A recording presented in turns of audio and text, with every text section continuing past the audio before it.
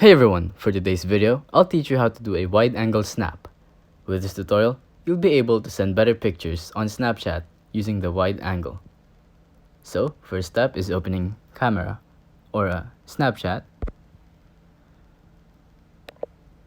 And once you're here, as you can see, there's no option to take a wide-angle photo. So, let's go to more lenses or So, you're gonna have to take a wide-angle picture first, not on Snapchat but on another app. And once you have that, tap on more lenses and then look for green screen. As you can see, it loads my photo, and